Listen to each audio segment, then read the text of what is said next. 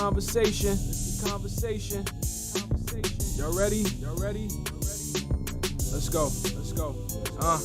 No filter, no restrictions. You about to get my opinion in its purest form. So my words, don't try to spin them. What I said is what I said, and what I said I meant it. The gloves are off now when I'm coming out swinging. So engage in verbal combat, but you better be ready. Cause this here for me is light work, even if the topic's heavy. I'm ready for it all with no running from nothing. You just take the time to digest what I put in, no rushing. But time is moving, don't waste it. You want the real, come and face it. Come sit and talk to me if you want it straight without a chaser. And it might burn a little when you step on up to taste it, but it's nothing harsh, I promise. Just a little conversation.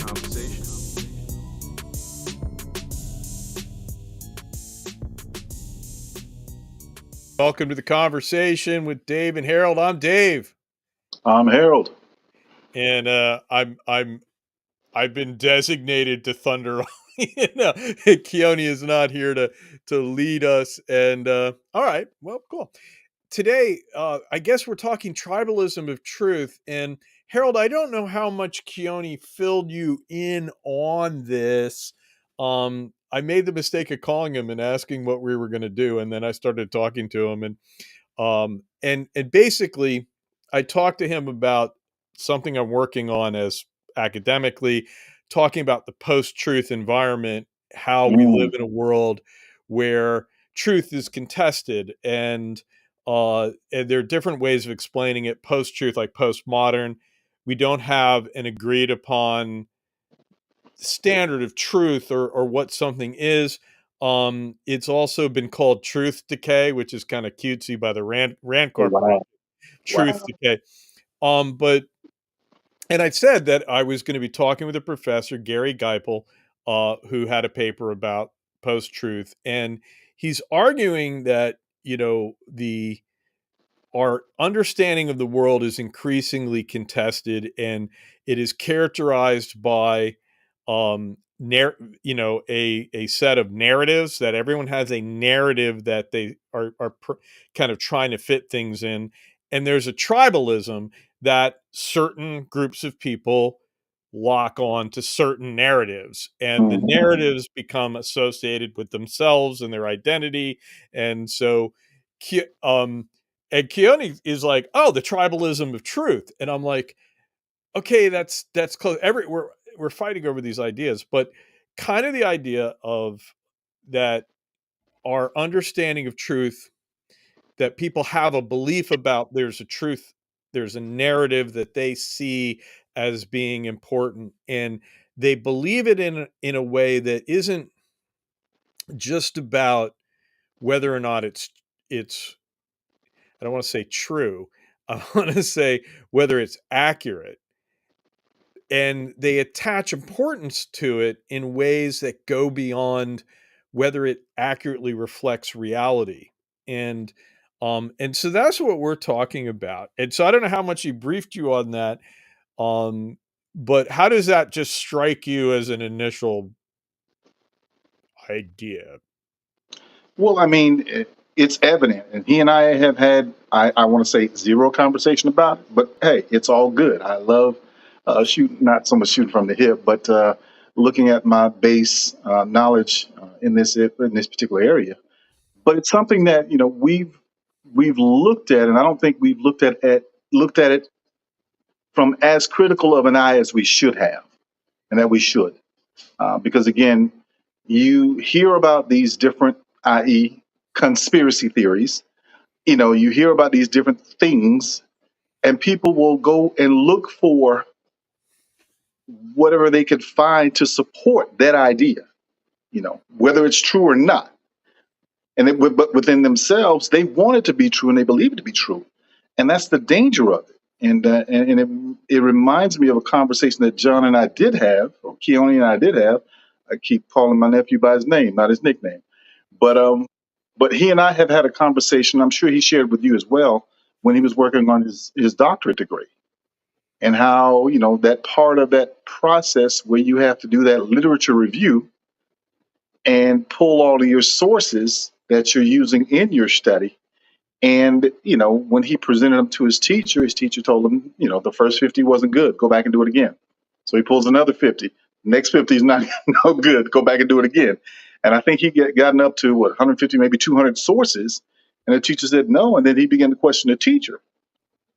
And what the teacher pointed out to him is all of his sources agreed with his viewpoint, which did not make them, it didn't make them invalid, but it did make them invaluable because Right. there was no contrasting position to that. And this led to another conversation I had with a few people on TikTok Live not long ago is not understanding what it is to do research. I may believe a certain thing, and in doing research, you're looking for all different positions on that if you're doing true research to see if there's a contrasting view or how developed that contrasting view may be so that it may cause you to rethink your position to a certain Mhm. extent. So when we get into these rabbit holes, you know, of that kernel of truth that we want to believe, we got to make sure that we're balanced in our not just approach, but in our position so that we know, yes, there are contrasting views, but my sources or my position is stronger than that opposing view, which is why I said what I said and I said what I meant, whatever the rap says in our intro. The rap that's too cool for me, right? I'm always a little self-conscious after that comes on, but, you said a couple of things that are really interesting, in there that idea of science, right? And what you were talking about with that dissertation thing, I remember when we were a long time ago, when I was first starting out, we had our students saying, okay, what they wanted to do in our theses, and one student was laying out his thesis, and he wanted to show that Partnership for Peace was going to weaken NATO. And Mm, he went through and he described in every chapter, he was going to look at all the ways it was going to weaken NATO. And I remember saying to him, I said, all right, from what you're describing, I mean, it doesn't sound like there's any way you could find any information that would invalidate your thesis that the Partnership for Peace would weaken NATO. You are amassing arguments in favor of that, not conducting a test. And the student, I remember, guppied, and he couldn't understand what the hell we were talking about. And this is one reason why it was good. It was literally a teachable moment. Um, but that idea that we want to know, right? I've just been teaching classes on research methods, and last week I've been deep into this. But with my students, when they do a research design, it's very much about, the language is about testing. We have an idea, we have a hypothesis about the world, but we subject it to a test, and we value finding out that we're wrong, right? Because we found out something about the world. But you also mentioned something. You had a key line in there about what people want to believe, right? And there are some scholars, they don't have the site handy, but some people said, look, beliefs serve three functions. They help us to understand the world, they help us to live in the world, and they help us to live with others in the world. And this lays out three possible roles of beliefs. One mm, is, I'm sorry, I'm about to be a professor, go ahead. but Love it. reality appraisal, right? This is the perhaps the least crazy thing. But we can be about reality appraisal, trying to figure out, is this true, right? We could be about our ontological security. I see it's going downhill, but our Uh-oh. understanding of the world that makes us feel like we know what's going on, we know where we fit, and so we feel secure in the world. And then that's living in the world. And then social markers, right? Are we agreeing with people, and who are we, who are they, and they suck. Why do they suck? Because they always suck. The others always suck, because now we don't need to make them out to be child molesting, blood drinking Democrats, right? I like to consider, but usually you kind of are like, my my people are good, those other people over there not so much. um but and it goes to this thing of, in science we're all about reality appraisal, right? We're just trying to do this. Other people are about making sure that their cherished beliefs that allow them to cope with the world and Hmm. to survive. And you're right. I think it's a fundamental misunderstanding that in science we aren't trying to push an agenda. We're actually trying to, everything we do, if it can't be falsified, it doesn't fly. It doesn't get published. It doesn't, but um so anyway, I don't know. I just spouted a lot of professor crap. People are scrolling or switching the channel. What it So the question, I guess, what's the follow-on question to that? You say something interesting. You always say something intelligent. We need to say something interesting. Well, That's the again, when you're talking about truth, again, you look at, as we pivot to other areas where truth is so important. When we look at our media, when we look at our politics or political system, people are looking for and desiring truth. And the sad part about it is we know not who to rely upon for truth, because every time you turn around, there's a certain narrative that may be for the same subject matter. When you go to this network, you hear it presented in this manner. You go to another network, it's presented quite differently. And then a third network, even more different. So, in our quest to find truth, it makes it difficult to know what sources can we rely on. I remember when I was went through that process of my doctoral program, and just when you start with that thesis, you're trying to what? Present a premise that you either want to validate or invalidate at the end of the day when you get to that final step of writing whatever your final findings are.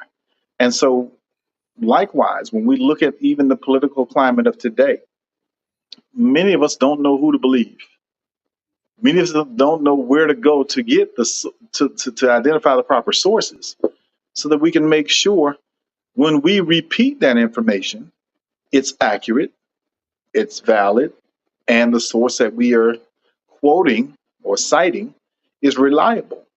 And so I think, it'll be beneficial as we move forward to try to figure out how do we, one, get to the truth, you know, and then what valid sources can we use to substantiate that very truth that we are looking for or inherently believe in.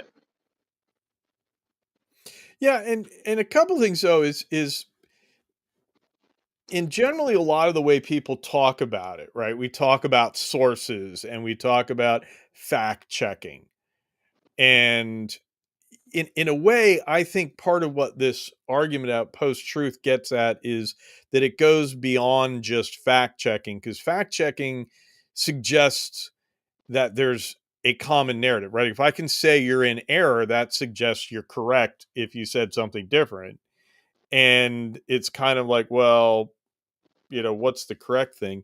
Um, Also, there's the thing of, do you care, right? Mm, If you need information, or if you need to know because you need to make a choice and being wrong could be costly, then you're in the reality appraisal zone, right? Like you need to be appraising, reality. Does this fit, right?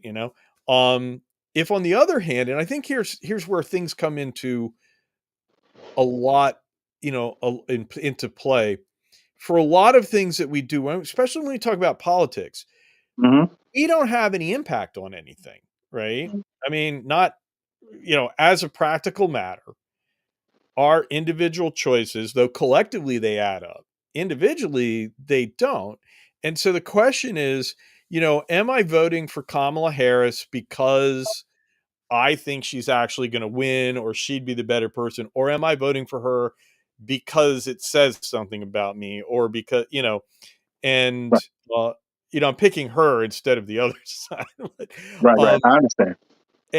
but to a large extent, I bought a Harris Walls hat, right? Don't know that I'm going to get much wear out of it anymore, but because even I wanted to identify and be identified with that. And I guess my point is that for voters and citizens, very often your ability to use that information, um, is limited. So the information, do you want your beliefs challenged? Or do you want to have beliefs that make you feel good, that make you get along with other people, give you a sense of belonging, group identity? Do you want those challenged? Right? Or do you just want to feel good, and therefore, any facts that will challenge your beliefs and hurt your ability to live with yourself or live with others are dangerous, are bad. Why would you want that? Right? Whereas if you're checking on reality, and if you're trying to understand what's going on in the world, and you're going to buy into one stock versus another, no, you freaking need to know. Right? And so I kind of see that as the dilemma we have, is that individual people are so removed from the consequences of their action, the consequences of what's going on, that being off with their beliefs doesn't have a downside, you know, and if it makes them feel better. And uh, I don't know what you do with that. Tell me I'm wrong, please, please. Well, I think your reference to Harris, VP Harris, is also uh, I guess connected to this notion of this election being more about feelings over facts than facts over feelings. Truth was not paramount in this election cycle because of all of the information being spread from various sources to all of us. We were bombarded by information, and some of us suffer from information overload to the point to where it was difficult for them to process facts because feelings are easier to process. It doesn't take a lot of brain power to process feelings.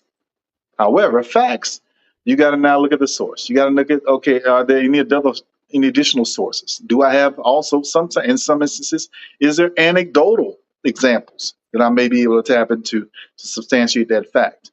And then sometimes people don't want to know the truth. My feeling is this person, I'm aligned with that person, and that's how they were moved to participate in this particular election cycle, which, in my opinion, is very dangerous. Because if you're ignoring facts, now you're positioning yourself to not do something that's in your best interest overall. And you're intentionally and willfully just pushing aside certain factors that may be detrimental, not just to you, but us as a whole, meaning not just the country, but the global impact as well. So it's again one of those things where we have to then step back and figure out, okay, how do we deal with truth? How do we position and process truth? Because if it's done in the wrong way, like you mentioned earlier, some people wanted to believe this whole thing about the babies being eaten in the basement of pizza parlor, whatever that was going on.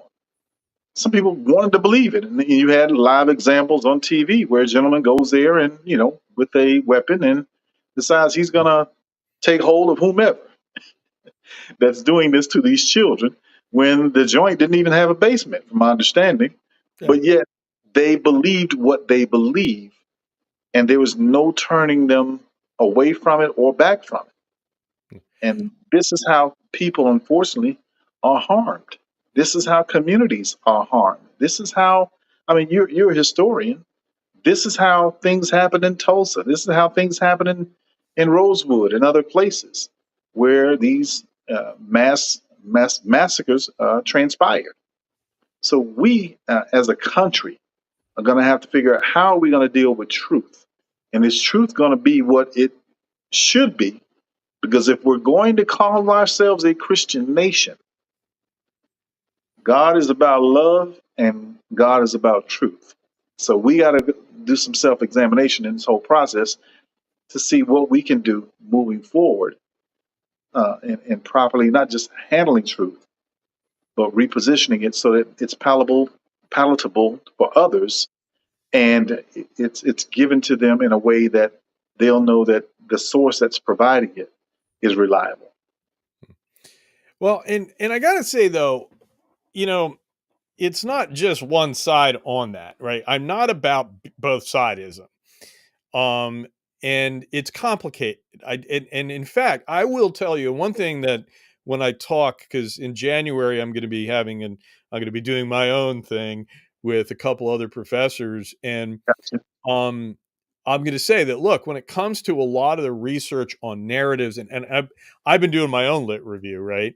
And in looking at what people have said about some of these things, um, there's very frequently we find research that finds a difference between conservative, when we're talking about how people react to things, there's very often a difference between conservatives and liberals, um, and or Republican leaning respondents and Democratic leaning respondents. So, however, there is one thing that I've been, I'm kind of aware of is that, but we all end up in problems, right? You can't be a dogmatically both sideist, but there are things there. And I don't know if I mentioned this in the previous thing, when we talk about getting the information and when we go into TikTok or Reels or,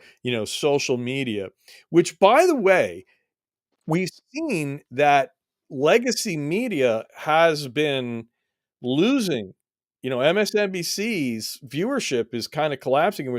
So the social media news cycle is, Midas Touch Network, which is on social media. Hmm. It got better ratings than several of the the cable networks. Um, the thing about the social media, when I'm sitting there and I can just flip, I got my phone and I can go whoop right to the next one. This the second two functions, right, making me feel good about myself and making me feel good of my relations with others, can be more important, right? Do I really want my conceptions of the world challenged while I'm scrolling? Mm. And so I kind of, because I really did not like, I'm in on TikTok and the algorithm figured me out. Uh, I may look like this, but they're like, "You're a woke MFer, Dave." And so we're Oh, gonna, oh. we're gonna get all this.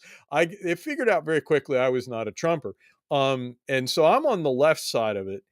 And I just remember like, hey, you guys are blowing sunshine up my butt about this election because I'm looking at Nate Silver's analysis, which is all about reality appraisal, right? Like he's going to call it one way or the other.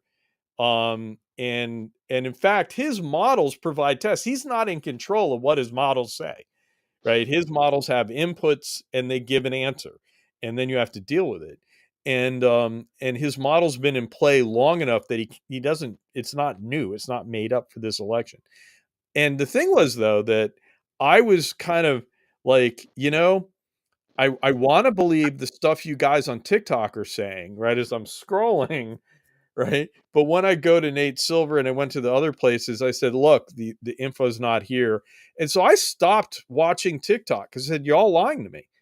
And Mm. it was that warm fuzzy thing. So again, there's nothing, there's where I think social media has a problem is we don't want to know, like, do you really want me to point out the inconsistencies of the Christmas story in Mark? It's Mark and Luke, right?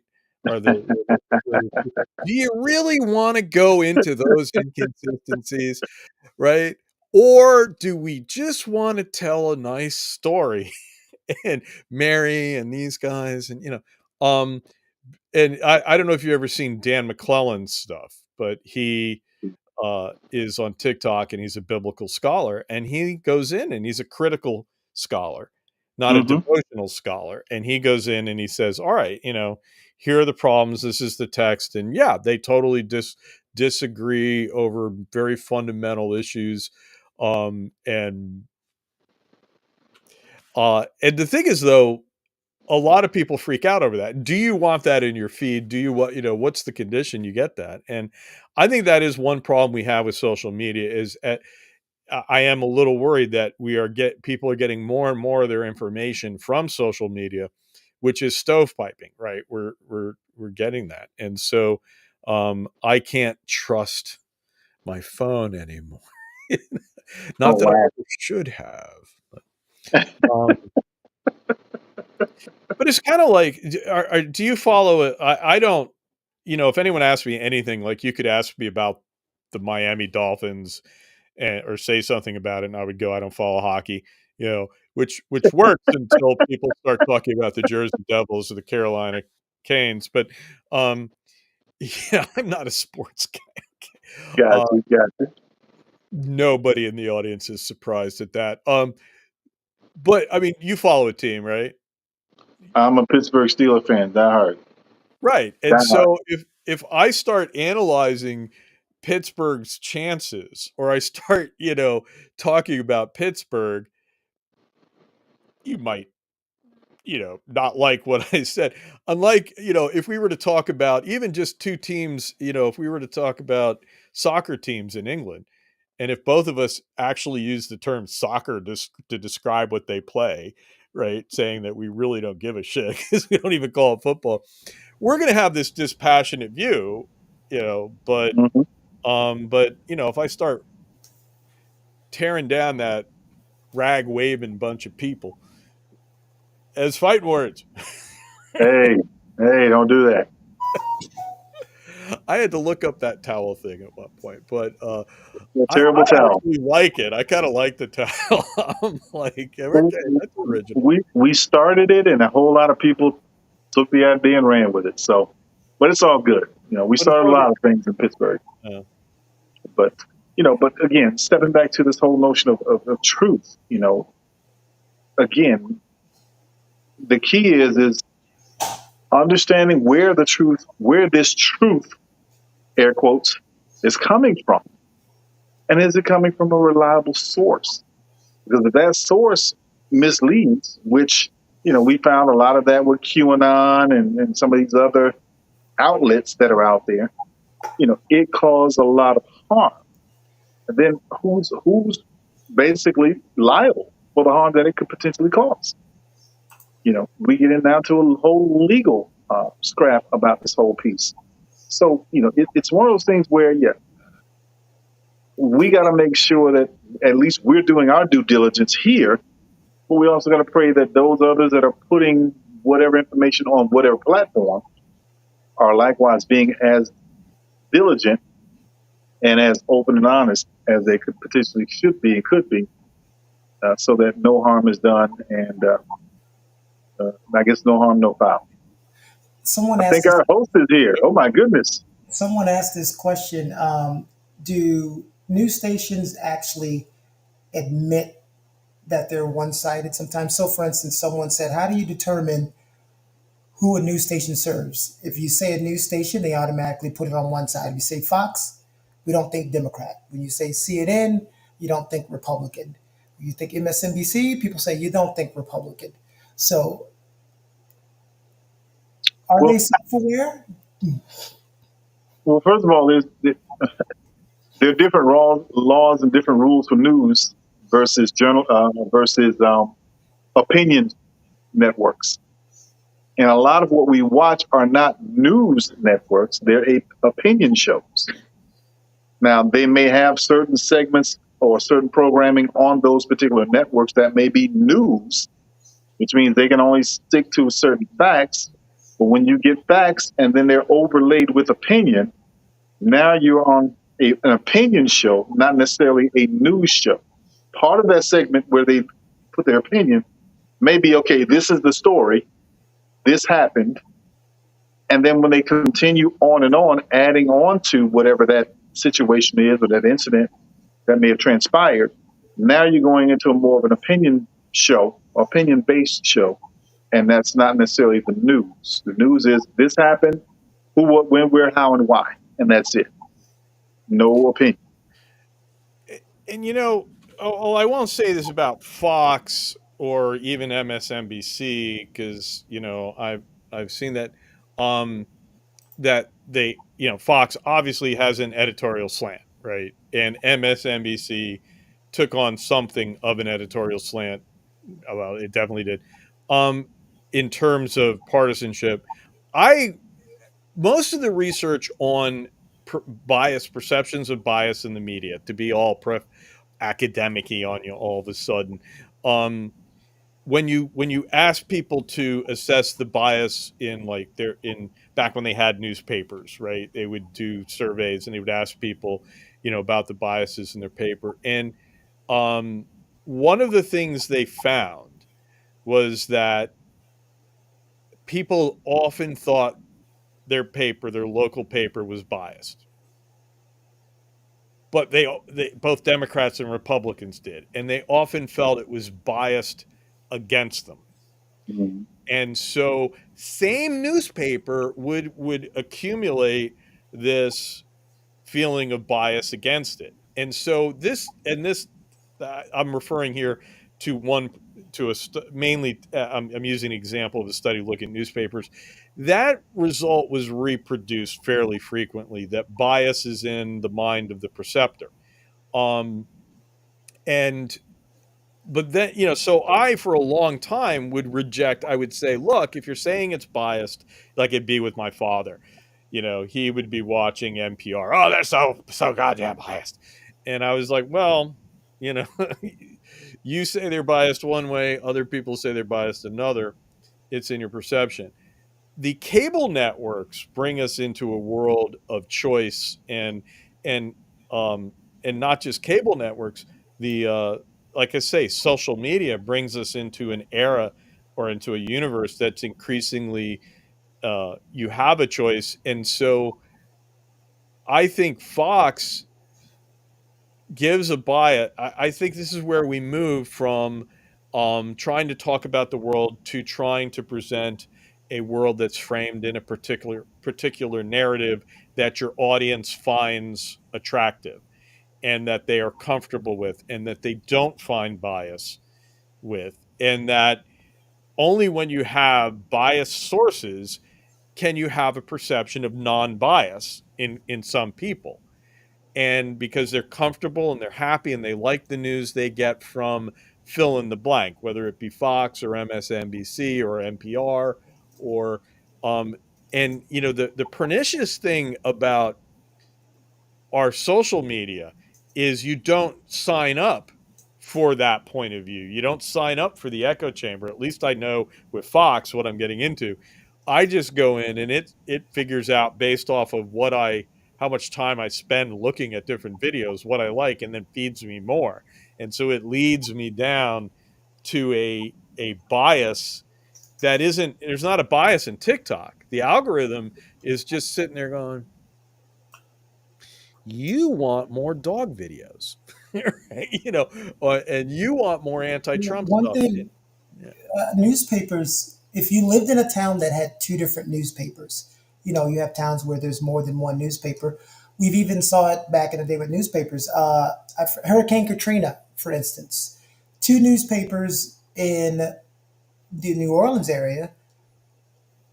There is a picture of Caucasian people taking stuff out of stores, and it says hurricane victims do all they can to survive. And then the other newspaper had almost the same identical picture in the same area with minorities stealing stuff out of those stores. And it says looting runs rampant after Hurricane Katrina. So one newspaper says people are surviving, the other newspaper says people are looting. And if you're outside that and you're watching that, it just depends on which one you align yourself with. And the networks, we used to have network news, and the networks weren't differentiated, right? Their news, ABC, NBC, CBS, competed, and they competed for the same audience. They used to want to be the ones that were right, though, back then. And right, they'd love it. You competed to be first. You competed to be there. Newspapers might have a separate, right? They might have had a interest in, because you might not subscribe to both papers, right? And so subscriptions might have encouraged this, but network news had that sameness to it. It had that and that had the one truth. Then we moved to competing truths, and that's why I'm saying contested truths, and we have these narratives, and so we have a greater room for that. And I think, like I say, I really feel there's this problem of of what you're consuming information for and what you're looking for, and also just the rewards. Like, it's one thing to say that we want people to provide unbiased, you know, we want them to do this, eh, uh, have some objective standard. That's boring, you know. I mean, and so there's not, you don't get rich doing that, right? I mean, that's the problem, is the there's an incentive, kind of like all the surveys, all the research on politicians when they were going negative, and there was a lot of in the 80s and 90s, there was a lot of research into negative campaigning and this feeling that politics had taken this ugly turn. And they did a whole bunch of research, and they said, yes, voters consistently don't like negative campaigning, but they vote based on it, that Hmm. it's effective. And so while the voters said they didn't like it, they rewarded it, and therefore they got it. And that is, I think, without understanding all the complexities or pretending to understand, I think that's a big part of this, is that we have these very different incentives, because uh, for various reasons. I'll just leave it at that. Throw something else in there, County. Yeah, it's Yeah. back. You guys are doing such a great job of going back and forth. I kind of just set aside. We were running out of steam, I got to say. I was wondering. Harold's like, I don't know what he was talking about. I was fine. Well, No, no, I'm good. I'm good with it. Nah, I fully understand where we're going. But someone said, I was watching two streamers arguing with each other, and because one guy called something woke, and it wasn't even woke, and he's like, so is that what we're gonna do these days? Anytime we don't like something, we're just gonna say it's woke. It's a woke movie. It's a woke news station. We just throw that word out there if we don't like something. Certain people, not everybody. And I love how woke is. This happens with everything. It's a new thing, right? Even though it's been around since forever. I mean, they talked about it and do the right thing. He literally says it at the end. Wake up. you know. My impression is, on the left, it actually started getting poked fun of hmm before the right wing started vilifying it. It got to, I think, I seem to recall like an SNL sketch about woke genes, and they were basically kind of making fun of kind of more extreme liberal people, and so that it was a thing of like, well, yeah, lighten up, Francis, seemed to be the message there. Yeah, because I mean, I've seen your TikTok. Besides the other things you get called, woke is one of them a lot. Uh, I you get get called woke. you get called everything. I was like, well, somebody. I Anytime don't you're spend a lot of commenting, time. you've been called a leftist. You've been called a right wing nut job. You've been called, I'm like, people, pick a lane. What is he? Is anyone actually listening to what he's saying? Because bias is in the eye of the beholder.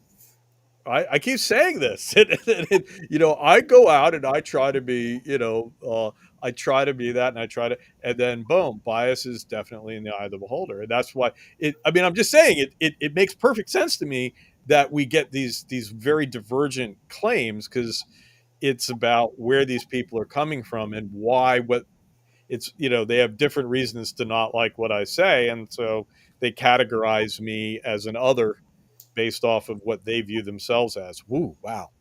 Yeah, That because I was had to correct somebody the that other was day. some It woke happens with Harold as well. They always say, this guy can never say anything bad about Democrats, but he has everything to say about bad Republicans. I'm like, I pointed out, he said bad things about Democrats, even though he babies it in, he softballs it. I'll admit that he'll softball it, but he has criticized Democrats before, so that's not a thing. But again, it's in the eye of the beholder. You're going to hear yeah, what but you're going to hear. well, but ultimately the goal is to dilute the true meaning of the term. We know, those of us that understand Black culture, what woke means in its truest sense. However, when it leaves the culture and goes mainstream, shall we say, now it's being diluted and other definitions are associated or attached to it, taking it away from its truest sense. And most of those definitions have a negative connotation to them. And even if you ask people what woke means, the majority of them, you're going to probably ask 20 people and get 20 different responses, which means they don't know what it means, but they know it means something that they don't want to be affiliated or associated with. Oh, I've You know, had people, I say, what does woke mean? And they go, it means you're a liberal. And I'm like, what? Huh? but that's my point. They don't know what it means, No. but they mean that they know that they don't want to be closely associated with it because of feelings, not facts, which we talked about earlier. It's the feelings over the facts versus the facts over the feelings. No, and that's very very much the case. And I think, as I'm thinking about this, I it's not a definition of woke, but probably the reason people will identify something as woke in a negative connotation is that it challenges some belief that is core to them, some belief that they cherish that helps them, that makes them feel good. And um, I mentioned Dan McClellan. He has a great video where he starts out talking about a previous video he did where he talked about the inability to use the Bible to justify reelecting a serial sexual offender to the White House. And he says that, and he says, now, if that just offended you, and he says, we have this problem. And he goes into intuitive cognition and how we perceive the world. And that, he gets kind of deep into uh, social psychology here. But he points out that, we at the very, we don't just take in facts, we have filters. And one term that I came across in my research is that we have our perceptions of the world are theory laden, right? We have theory laden perceptions, which again, that's academic AF. But kind of the idea is that we fit things in, as we listen, we don't just take in raw data. We have to interpret it. We have to, understand what it is we're looking at. And with other people, we have these ideas of the world. So we recognize people based on theories of and our perception of them. For instance, to instantly say whether someone is white or African American or white or black, or you could put another word in there. What I'm getting at though is that you're going to have some theory coming into this, right? So in the United States, we have these racial definitions. And I remember talking to some guy from Venezuela. He said, he was like, I went to the Dominican Republic and they were all, you know, talking to me about, you got to be worried about black, about the blacks, right? Black. And he's sitting there going, okay, I understand this as a concept. And then he said, as he was talking to them, he realized that his girlfriend was black. And now, I'm sitting there listening to this guy said that because he just in his society they didn't have that strict racial, uh, you know, categorizing. And Mhm. so he had never even realized his wife. And so I remember saying, it's one thing to say some of my best friends are, it's another to go, holy shit. Alone He's I'm talking sleeping. about me and you, Harold, by the way. Um, He says, he's talking about, he says some of his best friends are. He's talking about me and you. I got it. I got it. well, no, I'm using the thing that white people say that I know, I reveals they're racist, and know. none of my. We use it for everything. I have a gay friend, you know. Well, my thing is like if you ever say, "Oh, my friends are black," that's always an indicator that you can't defend what you said. That what you said was wrong, and you're trying to not have that statement come back on you as who you are. And again, that goes to we care about how we're perceived, whether we're good people and all. And I guess just to roll the train back to the main line here, instead of Harold's airplane thing. I have a problem keeping the train on the track would be the key. I just hope yours isn't being run by coal.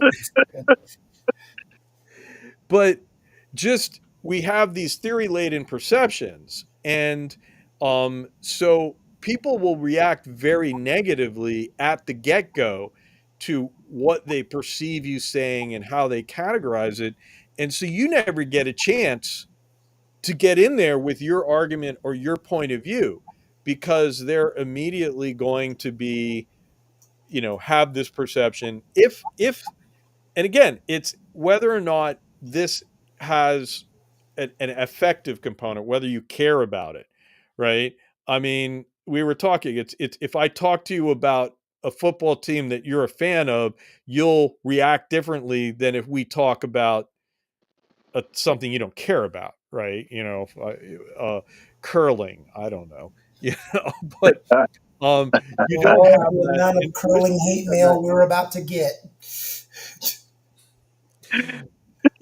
Did you hear my soccer thing, right? Yes, I did. I yelled football, but Well, that's what I was saying. It's like if yeah. you're the kind of person who actually freaking calls it soccer, you obviously aren't invested in it, right? um, and so two people, Americans talking about soccer, are going to be different than people talking about football. What would you rather talk about? Russian generals getting assassinated? Is that what you'd rather talk about? Oh wow. Do you want me to go there? Uh oh. Uh oh. Can go there. Uh oh. I was seeing something on the scroll about the U.S. has warned Russia not to touch U.S. nuclear technology that's inside Ukraine in a certain area. Have you heard about that? That I haven't heard about. I don't know that there is any nuclear technology in there, so I'm immediately questioning. I'm going to tell you when it comes back up. All right. But I will tell you, though, the Ukrainian assassinations, there is an interpretation on it that this is part of their strategic effort, that they are trying to make Putin's supporters in the oligarchy worried, right? That look, we will find you. And so this is an extreme form of targeted sanctioning, right? We've tried to do it with economic sanctions to say, hey, if you're a supporter of Putin, we're going to freeze your assets, we're going to do all this stuff. Ukraine is the one interpretation of what they're doing, because, of course, the Ukrainians themselves are not going to say this, but that they are trying to have a campaign where they are uh, targeting people, doing targeted assassinations as part of adding pressure at a strategic level. And in a lot of ways, it does look like we are moving into, we're jockeying for negotiating positions, right? That it does look like this is going to come down at some point, maybe this coming year, to the beginnings of negotiations. And the perception is that Ukraine is doing a lot of things to set the conditions for that. Um, the typical response to that by some people is, "Oh, Ukraine will never negotiate," and blah blah blah. But it does look like they're increasingly thinking of it. Hmm. Well, No, I'm just kidding. I was like, I am not the Ukraine expert. Please do not go to me. Hey, I stay in my lane. You'll stay I in. think I get to. Are we going to record a little Ukraine moment later for Yes, we your? are. All Yeah. right, so I will hold fire for that to discuss. There's a lot going on, man. There's a lot going on at the strategic level Mhm. vis-a-vis Russia, Ukraine, and all that. Yeah. Well, and I'd love to hear your take on what's going to happen with after post inauguration. What do you think is going to happen in Ukraine as well? So I look forward to hearing your report. I will foreshadow it by saying I think it's a matter of Trump manipulation, and whoever manipulates him best. I think we're going to have a informal uh, a Celebrity Apprentice Ukraine Peace Edition. Oh, Because you can come to Trump and pitch the idea that will win Trump the Nobel Prize. I think that it'll have some, that'll sort of be what is part of what will happen. So that's a teaser. It's interesting. Stir the Yeah. pot, Keone. Stir the pot. Stir the pot. Get me off of this subject. Stir the pot. Get you off of this subject. I was watching. You know, I hate to just call people gullible because everyone here, even us on the screen, have fallen for something. Whether it's in social life, romantic life, or business, we've all fallen for something. But it's the thing I can never get over is when factual information is sitting you right there in your face and you still won't believe it because of a bias. I'm waiting for this plane to land. What did Martin Luther King say? The two most dangerous things are conscientious stupidity and sincere ignorance. And today, it means Here that it comes. what Here it comes. Say it. today, though that quote resonates more than it did when he said it. To me, Because I think there were a lot more people who were sincerely ignorant back then. And I've met people who didn't even realize they were being ignorant. We've talked about that before. But conscious stupidity, that's the one I can't deal with it enough. When you're aware, and Harold gets on me about this too. When I tell somebody, well, you're being disingenuous, he always messages me, no, they're not. They're lying. Why do you keep saying they're being disingenuous? Tell them they're lying, you know? Yeah, Because I'm we always have trying these fancy terms for lying. because I'm always trying Disinformation, misinformation, I'm always, disingenuous. because I'm I always thought trying to aren't you see. building up to an example here? I I did it already. What's the example? Right? The steel Wait. workers voting for Trump to have him Oh my God! Don't sponsor get me their into that merger? one because he did a bunch of. Now they're already pissed at him. He just got elected, and they're already pissed at him because he backed out on everything he told them. I'm like, what did you expect? You think he was going to do something to keep you around? Come on! It's these. So again, that's a great example. I set that up, and you took a better example than what I gave. Boom. You you And know, I do worry though that because again, I go on TikTok and when I don't have English Bulldog videos, which again, the algorithm realized that I watched one too many. I lingered too long at a couple English Bulldog videos, and now I really want one of these things. They can ride skateboards, but then it gives me and the sovereign citizen videos. I don't know why I'm getting a million of them, oh, don't worry. Those are coming in 2025 for you guys. but I'm gonna have a sovereign citizen segment where I'm gonna show you a clip. We're gonna have some fun with that. Oh Um, my but goodness. the in between all that, there's the fuck around and find out theme, Mm. right? And that's where their people are making fun of folks, and they're doing this. Oh, Trump's not even inaugurated, and he's already screwing up. And I look at it and I go, well, all right, I see what you're saying, and okay, I get where you're going with this, but at the same time, I kind of worry they're overdoing it, right? That because I know the Democrats they aren't overdoing it, right? They are trying to hold fire. They're like, look, we can't fight over everything. We got to pick our fights. We got to. I'm worried that we're making out in some of these things just that it's end of days, right? That it's the apocalypse on January 20th, which then sets the bar, right? It lowers the bar.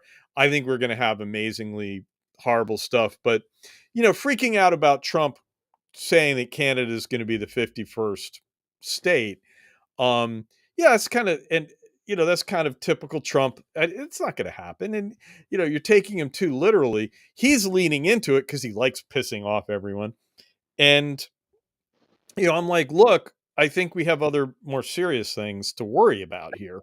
And so I'm a little worried that people are leaning too heavily in the Democratic echo chamber that I scroll through. I'm like, you guys are overdoing this a little bit because you're taking every little thing and going crazy with it. Although it's hard not to go crazy over Robert Kennedy and Tulsi Gabbard and Matt Gaetz and Kash Patel. But Yeah.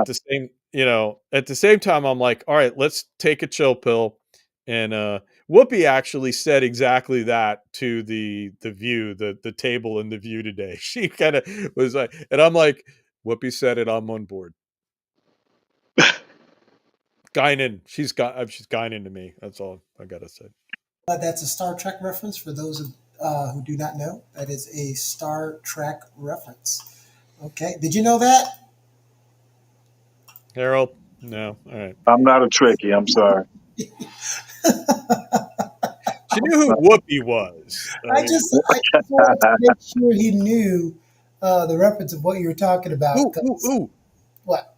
Just quickly though, that they had Kerry Washington on, Mm-hmm. and she has that. Just I'm going to put in a plug for. I don't even know the name of it. Okay, it's the Black women sorting the mail in World War II, which is a way to denigrate their heroic achievement.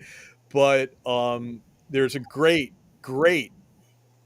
show coming out just from the look of it about the efforts that the WACs, as they were called, were, they're given this job. They had 17 million pieces of mail for the troops that had backlogged. The whole system broke down, and they are, this is maybe not as valorous as the Red Tails, but damn, they were given a tail everyone thought they a task everyone thought they would fail at, and they succeeded. And the woman in charge was named Charity Adams, and Fort Lee was renamed Fort Greg Adams. And so Adams is one of the people that Fort Lee in Virginia was renamed after. So we got that going on. But I can't wait to see that. That's going to be a great story, and because it's so freaking true. So anyway, I'm sorry. Big plug there. I think it's being produced by Tyler Perry, if I'm not mistaken, what you're referring to. Yes, Oh, it that means was. it's got to be Tyler terrible. Perry was all on that, but it's serious. It's like she was the highest ranking. She ended up being the highest ranking African American woman officer in World War II. And when you see what they've named the posts after, when you read up on who they name these things, I don't know about Fort Casavas, but some of these other ones, like, these are ass kicking people they name these forts after, and I'm just like, oh man, don't go back on this, because you know white, black, male, female, most of these folks are just really, well, ass kickers in a good way. Right. I'm sorry. Okay, that was I thought you were going to give me what your idea of an ass kicker in a bad way was. I thought you were giving me an example, since you said in a good way. no. Yeah. So let me tell you how bad January 6th has screwed my brain up, Harold. The other day, I was talking to Dave. I said, "Oh, we got to do a show after January 6th." He said, "What's that?" I was like, "Isn't that the inauguration?" Inauguration. No, I said, "Why is that?" Now that date is taking over my brain for everything. Okay, it's taken over my brain for literally everything. Can I you had the opposite imagine? experience today. I scheduled my first bass lesson. I've started going to take Uh-oh. lessons for bass and guitar, and it's for January 6th. And I said something and like had January 6th in it. I forget exactly what I said, and then I heard it out loud. I said, "Oh, that doesn't sound right," but I had completely forgotten the date. I had no idea. For one moment, I'd forgotten. One moment you forgot. Well, today we'll never not forget. And I'm looking. Oh my God, I can't. I don't know why I'm still getting election flyers. The election was over a month ago, but anyway. Oh, wow. Oh, wow. I had to finally unsubscribe from a few things. Yeah, it's amazing. All the text messages stopped. They know your number when election time's coming up and text me all their. You're gonna vote for this. Do you know this? Do you know this is Mine happening? have. Mine Uh, have. I'm still getting text messages. Hey, we can still win the House. We can still win the House. Because, if Trump keeps pulling Republicans out of Congress and putting them in his cabinet, There's going to be special elections and things of that nature. So people are trying to take advantage of that as well. Well, you're still getting those messages because out of us three, you're the only one that's being surveillanced by the FBI. Okay. All right. That's okay. And trust me, I know why. So it's all good. I know why too. First president. All right. So that is the. Go ahead, Dave. You're about to say something. Oh hell no! I wasn't about to say. I was keeping. Oh yeah, they're not paying attention to BAF and the in the studio window and all. They are watching this radical over here. This Yeah, that woke guy. That woke guy. Well, guys, this is the last show for this year, so we will definitely see you next year. January shows should be interesting.